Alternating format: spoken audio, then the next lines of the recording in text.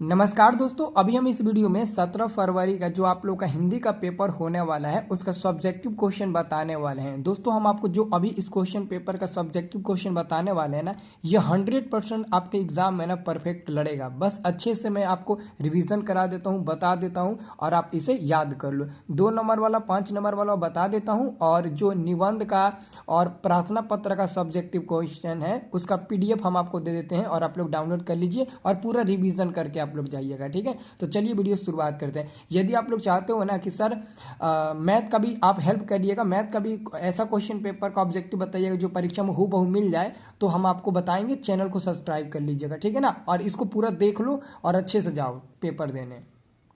तो आइए दोस्तों हम आप लोग को अच्छे तरीके से बताते हैं। ऑब्जेक्टिव भी इसका कराएंगे, आप लोग टेंशन मत लीजिए, इसका ऑब्जेक्टिव भी कराएंगे, है ना। इसमें जो भी सब्जेक्टिव हम आपको बता रहे हैं ना, इसको बहुत अच्छे से आप एक बार देख कर जाइएगा। 10 को 2 नंबर वाला पूछेगा जिसमें से 5 को लिखना होगा और परफेक्ट दोस्तों आपके पेपर में लड़ेगा। बहुत अच्छे से आप लोग याद करिए, ठीक है। देखिए क्वेश्चन नंबर आपका फर्स्ट है, डॉक्टर भीमराव अंबेडकर के अनुसार किसी कार्य में दक्षता प्राप्त करने के लिए क्या अनिवार्य है। तो इसका यहाँ से आप लोगों को उत्तर मिल जाएगा, देख सकते हैं। डॉक्टर भीमराव अंबेडकर के अनुसार किसी कार्य में दक्षता प्राप्त करने या कुशल और सक्षम श्रमिक समाज का निर्माण करने के लिए यह आवश्यक है कि हम व्यक्तियों की क्षमता इस सीमा तक विकसित करें कि जिससे वह अपने पेशे या कार्य का चुनाव स्वयं कर सके। तो ये हमारा उत्तर हो जाएगा, ठीक है ना। हम आपको सब बताएंगे यहाँ पर। अभी हम आपको ना 5 नंबर वाला भी क्वेश्चन बताएंगे, 5 नंबर वाला क्वेश्चन जो कि यही आपके पेपर में परफेक्ट लड़ेगा, ठीक है। और यहाँ पर दोस्तों अभी हम आपको जो निबंध बताएंगे ना, इसी में से 4 गो 5 गो आपका निबंध रहेगा प्रथम पाली में और द्वितीय पाली में, ठीक है। तो इस सबका आपको PDF भी मिलेगा, टेंशन मत लो, मैं हूँ ना तो मैं आपको सब दूंगा, ठीक है। तो अभी मैं बता देता हूँ निबंध का PDF, निबंध का 10 नंबर का और प्रार्थना पत्र संवाद का 5 नंबर का 15 नंबर का PDF आप लोग डाउनलोड कर लीजिए। मैं बता देता हूँ, यहाँ से डाउनलोड कर लीजिए, बाकी उसके बाद से हम आपको सब्जेक्टिव बताते हैं। अपने मोबाइल में गूगल ब्राउज़र ओपन कर लीजिएगा, ठीक है, यहाँ मिल जाएगा।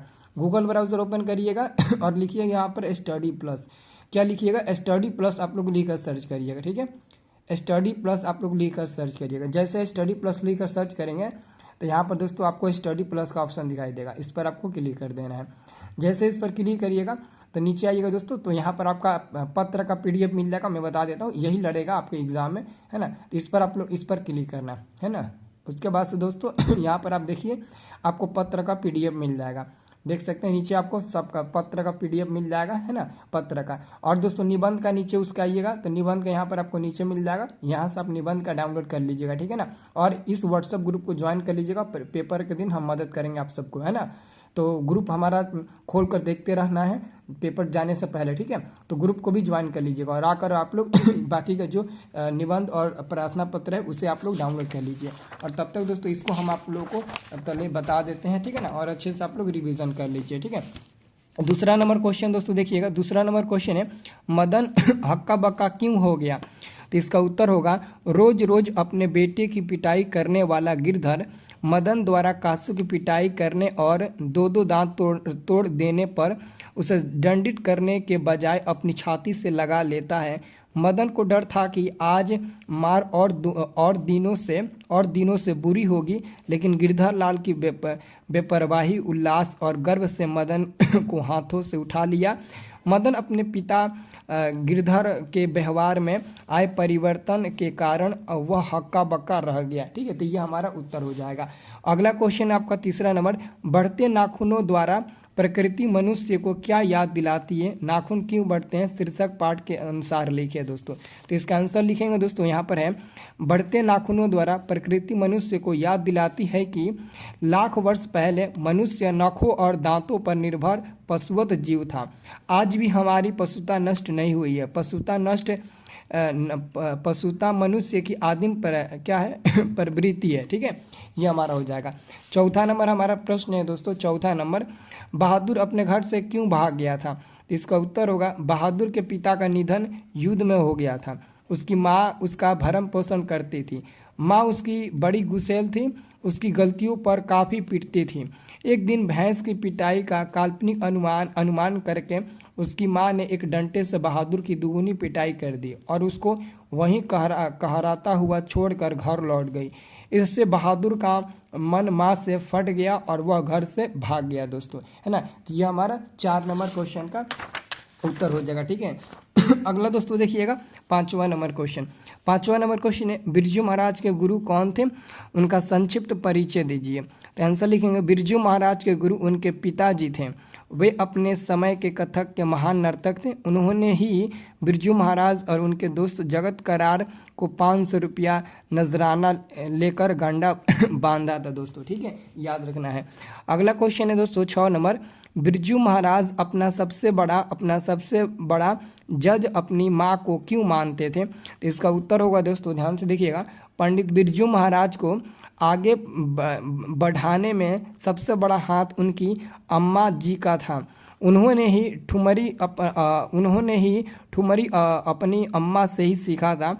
अपने बाबूजी की मृत्यु के बाद जब भी वे बिरजू महाराज नाचते थे तो सबसे बड़ा एग्जामिनर था। जज अम्मा को ही मानते थे, ठीक है ना, जज अम्मा को ही वो मानते थे। वे उनसे पूछते थे कि कहीं गड़बड़ी तो नहीं हो रही है, तब अम्मा बताती थी और कहती थी तुम बाबूजी की तस्वीर हो। इस तरह अम्मा इनका उपहारवर्धन करते रहती थी। इसलिए बिरजू महाराज अपना सबसे बड़ा जज अपनी माँ को मानते थे। दोस्तों अगला क्वेश्चन देखिएगा 7वां नंबर, आज से स्पष्ट करें, मेरा धर्म कैद खाने का धर्म नहीं है। इसका उत्तर लिखिएगा दोस्तों आप सभी लोग। प्रस्तुत गद्यांश महात्मा गांधी जी द्वारा रचित शिक्षा और संस्कृति पाठ से ली गई है दोस्तों, ठीक है ना। अब इसका आंसर देखिए, इस पंक्ति के माध्यम से गांधी जी भारतीय सनातन धर्म की व्यापकता एवं उदारता को व्यक्त करते हुए कहते हैं कि हमारा धर्म संकीर्ण नहीं है, यह कैद खाने का धर्म नहीं है, यह सामान्य प्रेम अपनाव और आत्मीयता का धर्म है। हमारा धर्म अन्य धर्मों के मानवीय गुणों को आत्मसात करते हुए ही विकसित हुआ है, ठीक है ना, विकसित हुआ है। हमारी संस्कृति अन्य देशों की अपेक्षा है ना श्रेष्ठ, महान और आदर्शवादी है। क्वेश्चन नंबर दोस्तों 8 है आप सभी का, नागरी लिपि एक सर्वदेशिक लिपि थी। तो इसका आंसर लिखिएगा, लिपि थी। इसका आंसर लिखेंगे, ईसा की 8वीं से 11वीं सदियों में नागरी लिपि पूरे देश में व्याप्त थी, अतः उस समय यह एक सर्वदेशिक लिपि थी। तो ठीक है, तो ये हमारा 8 नंबर क्वेश्चन का उत्तर हो जाएगा। अब देखिएगा दोस्तों अगला क्वेश्चन है ना, अगला क्वेश्चन आप लोग देखिएगा ध्यान से, क्वेश्चन नंबर 9 दोस्तों। क्वेश्चन नंबर 9 है आप सभी का, बहादुर पर ही चोरी का आरोप क्यों लगाया जाता है और उस पर इस आरोप का क्या असर पड़ता है।